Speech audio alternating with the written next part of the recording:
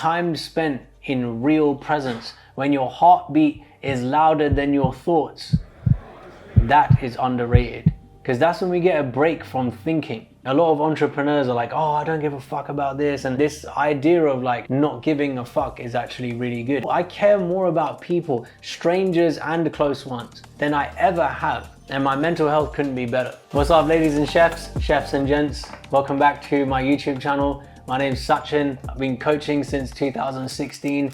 And in this here fine, beautiful YouTube channel, I'm teaching you all the stuff that I've learned in the time that I've been a coach. And today we're going to get right into it with how do I balance success with taking care of my mental health. This is very important, whether you're a coach, whether you don't have to be a coach, a business person, right? You just, everyone in the world, this conversation is relevant for. So what we're going to get at today is a couple of things that I make sure I live by. We've had a few conversations about fake gurus lately, and I definitely don't want to be one of them. And it's easy to fall into the trap. I've done it for a long time, and that's why I've changed how I live. So the first thing is live for each day. And I ask myself this question sometimes. Sometimes I don't, but it's not like a daily practice type thing. I just find myself getting into the feeling of the question. Who do I need to be for today to be the best day of my life? Because today's the only day of my life. Yes, I've lived days before this, but today's the only day that exists, really. And I want to make every day that I live the best day of my life. If someone dies, it's going to be pretty hard to make it the best day of my life. So yes, tragedy is going to happen, things are going to happen. I'm not trying to like ignore events. But when I'm saying live for each day, I don't want to put off living or enjoying myself into a when. When we create points in time that don't exist, and it really gets in the way of us living and actually enjoying ourselves. I want to enjoy myself now. So like, if something isn't fun, why am I involved in it? If something doesn't make sense now and I'm suffering now so if I do this, then I'll be able to do that, then I might not ever make it there. That's backwards. There's this great story about a fisherman who meets a corporate executive.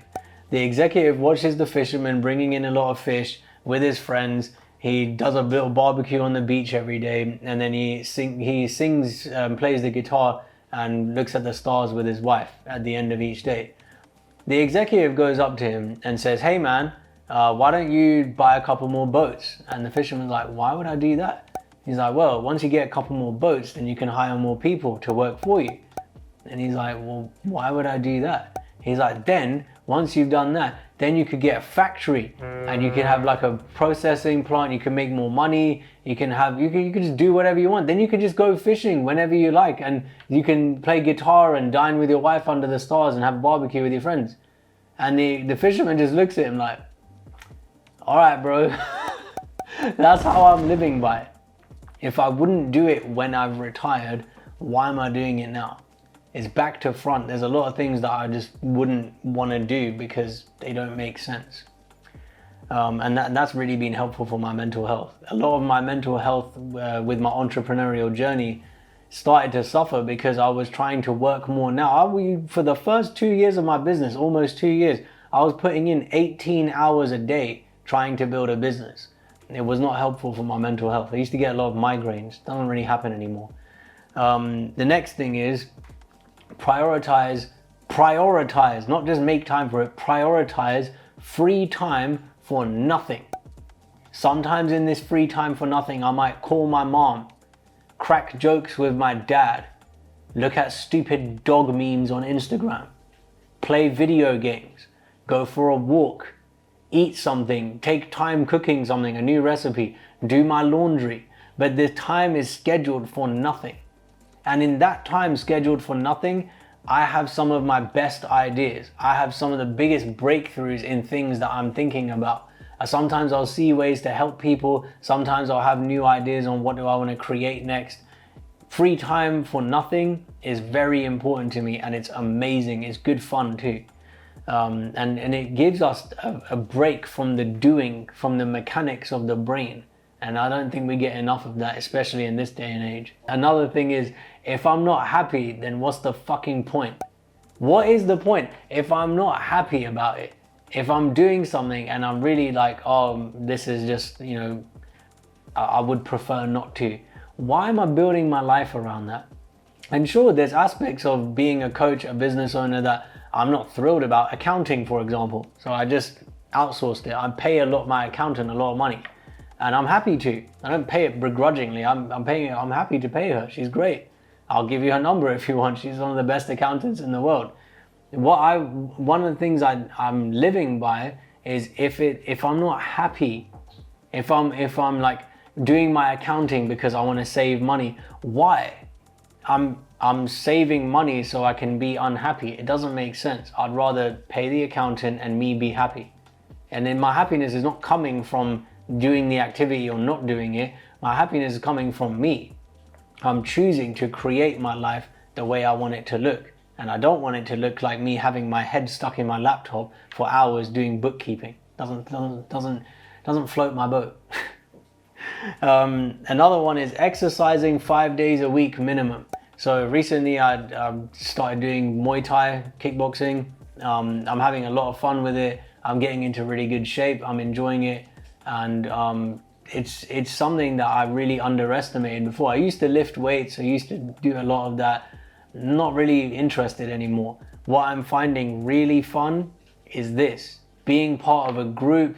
It's like a social activity. Fitness is a really high priority. And you can't not be present when you're kickboxing, especially when you're playing with each other. And time spent in real presence, when your heartbeat is louder than your thoughts, that is underrated. Because that's when we get a break from thinking. A lot of people say like my negative thoughts are really bad, my mental health being affected. You go and do 100 burpees, you ain't gonna be depressed for that period of time. It's not gonna be gone forever if you're feeling depressed. What I'm getting at is regularly having a strenuous exercise session, the 5 days a week, is going to make a significant impact in your mental health. It has for me, and I've been sticking to it for years. It's a cornerstone of how I live so good. I've got a very, very big zest for living, and exercise is a big part of that.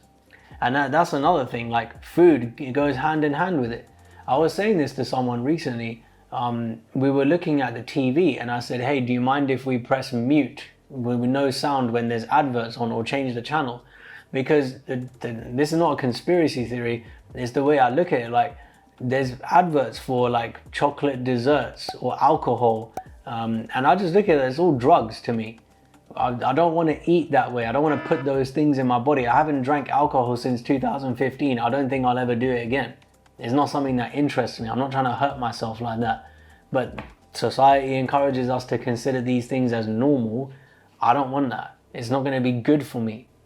So what I put into my body, I'm taking a strong stand for having this as an exquisite temple, not just on the outside with fun artwork, on the inside, clean, devoted to peace and love. I can't really have that if my body is at war with itself because I've eaten some things that aren't good for me. And those are the things that I live by, really. The main thing that I've left out here is having amazing people around me. I cultivate the people around me.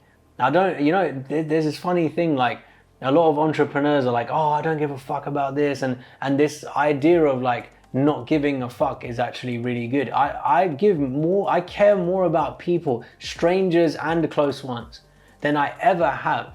And my mental health couldn't be better. And it's not because I'm caring more about people and trying to like change them. I'm not. I care more about people and their feelings and their opinions and their ideas and the way they want to live. So I respect them to leave them to it. I don't cut people out because, oh yeah, I'm better than you and I don't give a fuck. It's not that. My mental health is the best it's ever been because I'm respecting where people are at.